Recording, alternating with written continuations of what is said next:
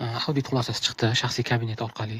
Audit so'rovlarimni ichida, audit bitimlarim ichida audit xulosasini ko'rib chiqib, uni uy-joy bo'yicha umuman audit qanaqa energiya audit xulosasi tayyorlanganligi va unda tavsiya etilgan barcha ma'lumotlar bilan tanishib chiqish juda foydali hisoblanadi va bunda uyga o'rnatiladigan quyosh paneli tavsiyasi, ya'ni bunda geliy kollektor va issiqlik nasosi tavsiyalari ham bor. Endi 10 kilovatgacha quyosh paneli bizga tavsiya etilgan ekan. Buning uchun hozir filtrga kirib turib tanlanadi. Tegishli hududni tanlagandan keyin o'sha hududdagi taklif etayotgan sotuvchilar chiqib keladi. Shundan birini o'zimizga ma'qul keladigan markalardan bittasini tanlaymiz va narxlari ma'qul kelgan shu sotuvchiga narx beramiz. Bunda bir belgilanadi komplektga.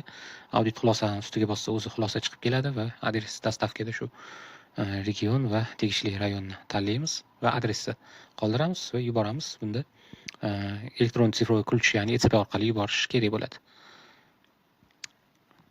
Elektron sifroviy ключ bilan tasdiqlanadi.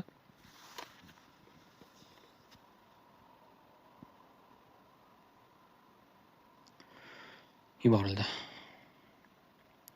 Va shu biza narx bergan lot bir kundan keyin tugaydi.